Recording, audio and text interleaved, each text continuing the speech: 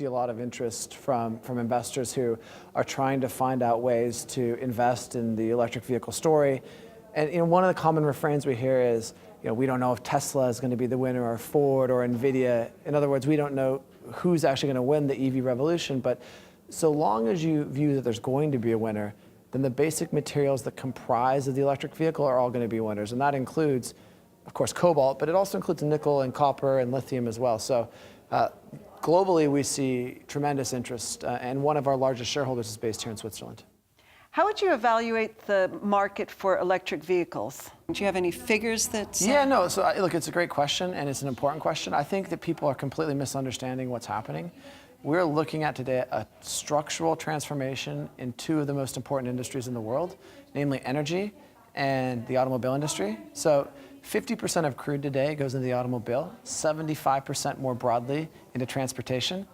In the in the automobile side of it, you have EVs, but a subset of that is, you have mobility as a service, you have safety, and you have autonomous driving. And all those things are accelerated by the electric vehicle platform, which has all the sensors and cameras. So just to kind of put it into numbers here, a couple years ago, we were starting from basically zero penetration, meaning 0% of new, or roughly 0% of new cars sold globally were EVs.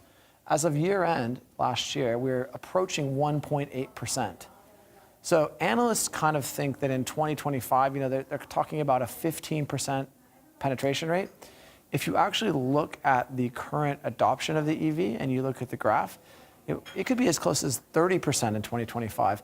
And I just don't think the average investor or person, frankly, fully appreciates how quickly that's going to be on us. You hold the largest stockpile of cobalt in the world, so basically you can determine what the price of the metal would be.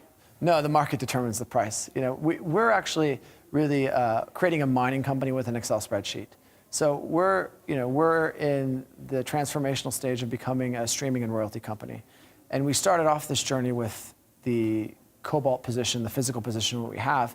But ultimately, we see ourselves as having flows of cobalt through the business and really being a way to play cobalt and potentially someday be involved with some of the industrial players. In terms of cobalt price, I think the market is in discovery mode right now. Cobalt is a commodity like all others, meaning there's an incentive price to incentivize new production to meet new demand. And I think right now what you're seeing in the market is a price increase due to the market trying to discover where that incentive price is, and it will ultimately find it. And we'll see a response with cobalt units over time that will match the demand. 65% going on 75% of cobalt comes out of the Congo. And the reason for the range is that there are two mines coming on in the coming years, one at Glencore and one at RTR. That will bring kind of the total production of cobalt out of the Congo up to 75%. So it's highly concentrated in the Congo. The balance of the earth is primarily a byproduct of nickel. So we see that the entire market today is 120,000 metric tons, and it's going to need to expand dramatically to meet the coming demand wave from electric vehicles and also grid storage. You mentioned Congo. Well, is there not a concern about where the sourcing is taking place? First of all, we don't have any streams or royalties in the Congo, nor will we. But I think there's more nuance to that question. I think if you're buying from an industrial miner like a Glencore or an RTR when they come online, I think you're going to be fine. You can go there. It's an industrial process. It's held to the highest standard. So I don't think that's the problem. I think the problem you're referring to is really the artisanal mining. And certainly, if that material, especially when it's associated with child labor, makes its way into the supply chain, that's a real problem. But I think it really depends on where a group is actually getting the material from. Like I said, if you buy it from an industrial miner, then I don't really see any problem at all. It's when you start to kind of go into the artisanal sphere that you run into problems. Recently, you took the company public. What is it that you're telling your investors? Look, we're telling them that the adoption of the electric vehicle, cobalt is a proxy for that. It's a proxy because it's a byproduct of nickel and copper mining, and it's critical for the electric vehicle. And so, our investors, I think, are looking for that exposure to the adoption of the electric vehicle and for that acceleration that we're seeing now. And I think, most of them are invested across a number of ideas, including copper ideas and nickel ideas. But in order to have that basket and really kind of fully capture the thesis, you need to have cobalt exposure.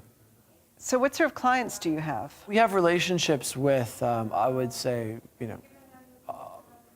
the trading houses and the consumers. I mean, you wouldn't talk about specific names of companies, except to say, it is a commodity. And so if you have a commodity that meets a certain spec, anyone who needs that spec, you can call them up and make an offer. So it is actually pretty straightforward in a way, because it is fungible. And we primarily hold metal, which makes it even easier because that is able to store for a longer period of time than an intermediate product.